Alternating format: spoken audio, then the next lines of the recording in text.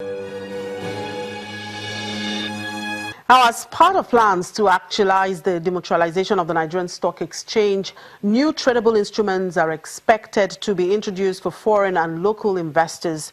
And in a bid to meet this demand, the chairman of the Chartered Institute of Stockbrokers, Mrs. Lillian Olubi, explains how stockbrokers are bracing up for human capacity building in the area of derivatives trading. As businesses seek for alternative ways to raise capital, and as investors look to further diversify their portfolios from traditional assets, it has become imperative to encourage innovation of financial products. For this reason, we will be discussing very intently options and strategies for deepening our local market through the introduction of new products such as derivatives, commodities, sukuk, and alternative assets.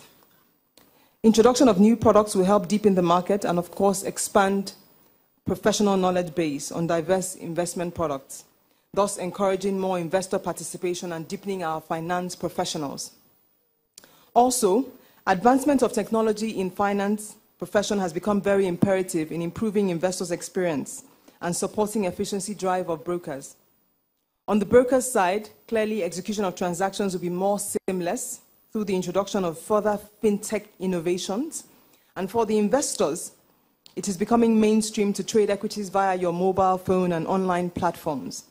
So further innovations to aid stock analysis by retail investors and subscription for primary market issuance via the USSD codes, etc., will further simplify investment for retail clients and improve access to investment products. In addition to this, the CBN discount window opened to the commercial banks to aid financial system liquidity.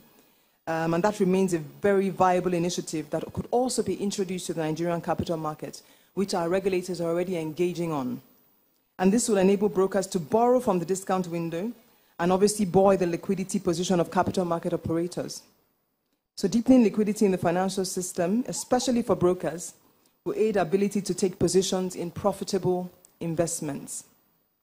As commonly discussed, the capital market still has a lot of potential for deepening in terms of investment products and private sector participation. Privatization of public entities, which helps to improve their efficiency, would also aid the objective of boosting private sector participation in the capital markets through primary market issuances for debt and equity securities. And upon highlighting these various topics, it becomes very imperative to discuss them extensively to ensure continued development of the Nigerian capital market. We're going to talk about extensively about fintech in the capital markets and obviously about the CBN window, discount window, just to say that. So we see the disconnect happening in terms of the derivative story. We know that the market must move from where it is. We've operated a mono product all these years, almost mono product, and we just have to move.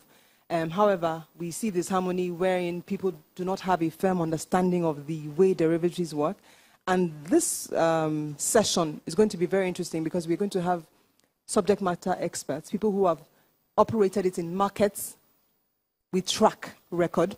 Then we're going to have experts in the different other alternative classes, and then, of course, the investor public who will be asking questions. And this is the time where we would really exchange and hear what the exchange in particular, who has done a lot on the background in terms of the framework, etc., has put in place, and we can challenge the thought process and see how we can come up with what makes sense. Undoubtedly, really, we'll just be going in circles, not involving government.